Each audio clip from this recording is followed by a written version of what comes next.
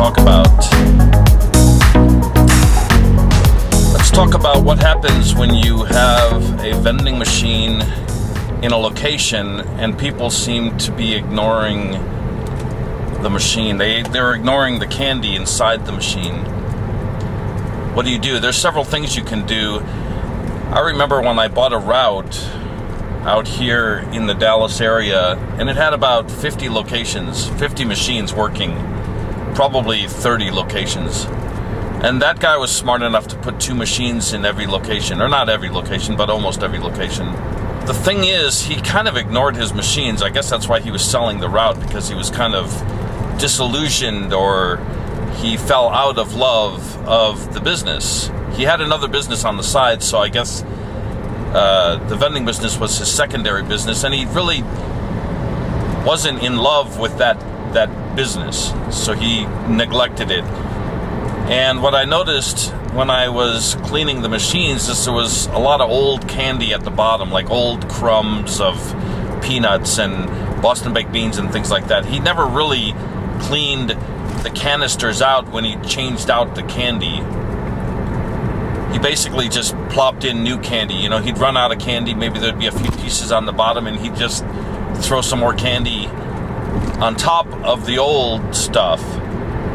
And it was kind of a machine that didn't have a triangular bottom to it. So in other words, the candy didn't all slide down. In other words, if you have a machine like a Vendesign machine, at the bottom of the machine it's shaped like this, so all of the candy will go downward, and you never really have you could have old candy in there, but most of the candy is kicked out at the bottom eventually. If you have a machine that's flat on the bottom and there's a wheel in the center, some of the candy is around the edges, and that will stay there forever if you let it. When you have a machine like that, and I'm talking about like a 1-800 vending machine. Here's a photo of one. But when you have a machine like that, you just kind of have to scoot the candy into the pockets when it's near the empty point. We had a saying in the restaurant business when I was working in the restaurants, first in, first out. Basically, the first product that comes in, that should be the first product that goes out to the customer. So if you have a product that comes in today and a product that comes in tomorrow, well, the stuff that comes in today has to be sold before the product that comes in tomorrow is sold. Does that make sense? Even though the product tomorrow will be fresher, you want to get rid of your old inventory first, if you can. To a point, you don't want to sell old product, old food, old candy. You really want to try to make sure that all of the candy in your machines are fresh. And that comes to another question of what do you do with older candy that you really want to get rid of? Several options. Throw it away. Number one, take a loss. It's better to take a loss with old candy than to leave it in the machine and then nobody's happy with the machine and then they end up ignoring the machine. You don't want them to ignore the machine. So I guess that's the topic of the day. What do you do with a machine that's ignored? Okay. So let me go back to the story I was starting to tell you about the man that sold me a route. And one of the locations was in a business that employs people that have deficiencies in their thinking. I guess you call them. So one of the places where I put a vending machine, or where I had a vending machine, the people that are employed there, they have impaired thinking. They're sweet as can be. They act like children, to be honest. They're very curious, like children are, and they always want to come up and see what you're doing, and they're very inquisitive, and they're the nicest people, I have to admit. And I noticed that the machine was rusted and it was dirty, so I took those 2 machines out of there and I cleaned them up really well, and then I painted them, but I painted them really festive colors.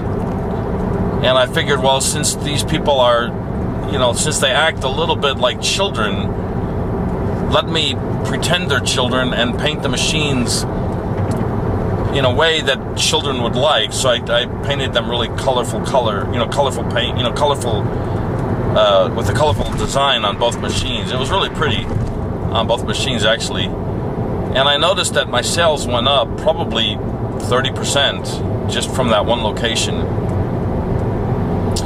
So what do you do if you have a machine in a place that doesn't have children or doesn't have people that think like children? What you can do is you can move the machine. Sometimes just moving the machine closer to the front door helps with your sales. People, as they're running out the door, maybe they don't want to walk 10 feet over to where the sink is and grab a handful of candy. But if you have a machine that's right by the front door, they're thinking, man, I'm walking right out the door. There's the machine. It's right next to me. I've got a quarter in my pocket. I want a little sweet right now. So sometimes that'll help your sales go up a little bit. You got to also remember that you want to keep your machines in a place where there are people watching it. You don't want to put it somewhere where there's nobody watching it, because that machine will end up disappearing. Another thing that I found that you can do to make your sales go up is put a different candy in. Like if you come back month after month and you find that there's only a few dollars in the machine and nobody's touching your candy and it's not going down, well, you can put in new candy, hoping that that will entice the people that work there. But what I have found is that doesn't really work that well. And if you guys feel like it does, if you have had experience where it does work, let me know, because from what I've seen, putting in fresh candy and leaving the machine the way it is doesn't really entice the people to buy the candy. But what I have found is, if you tell somebody that works there, tell them, look, the machine is dirty, I haven't cleaned it in a while, let me take it home and I'll give it a good thorough cleaning. And then what you do is you bring a machine back that doesn't even resemble what you had in the first place. So if you have a Vending machine, take it out, and what you bring back is a U-turn machine. And that way it gives people the idea that, hey, I didn't just take this home and bring it back as it was. I brought back a totally different machine. And that will entice people also to, buy your candy. So keep everything fresh. Always wear gloves, as I always say. Be there once a month if you can. Be friendly to the people that work there. Every now and then I'll give out a handful or two of candy for the employees. I don't try to do it, if there's 20 people sitting in the break room while I'm, cleaning the machine, I don't start handing out candy to everybody. I mean, you can if you want to, if you really feel like you want to, reward the people that are there buying your candy. I'll do a handful or two, per visit. And then I always tell everybody, don't tell anybody that I did this, make them feel special. And maybe that person will be a little more observant of your machine. They feel a little special. They feel like that you're treating them a little more sweetly, so they want to treat you a little better, so they may pay more attention to your machine. And then when it goes empty, if your number's on the machine, they'll call you.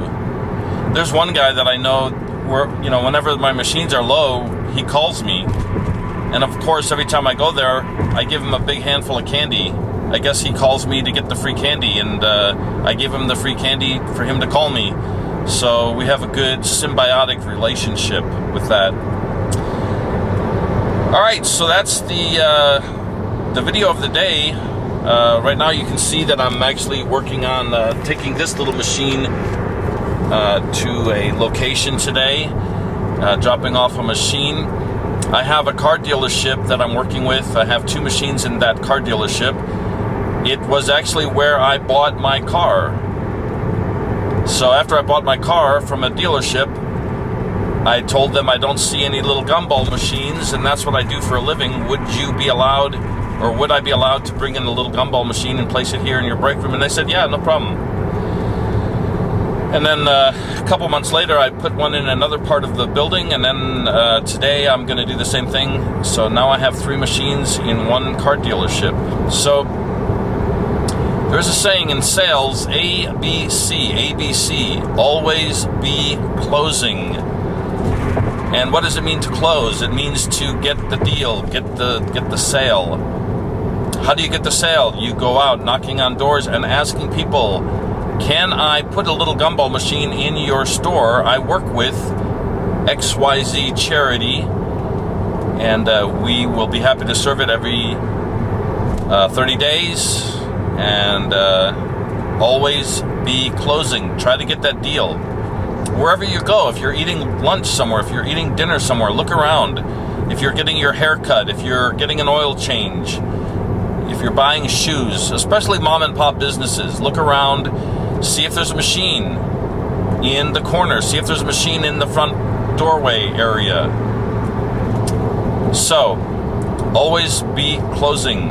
You're getting your hair cut. Oh, thank you for cutting my hair. By the way, you don't have a little gumball machine in your front door. This is what I do for a living. Would you be all right if I placed one in your store?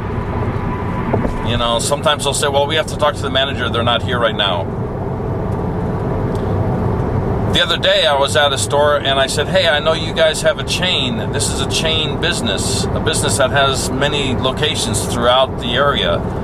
I said, if you guys can get me in to any of those other locations, I'll pay you $25. Immediately, the guy got out his phone and he started calling the other people at the other stores. Maybe he knows so-and-so, he worked with so-and-so, and so he's trying to make a deal. I'm going to pay him $25 if I can get into the other location.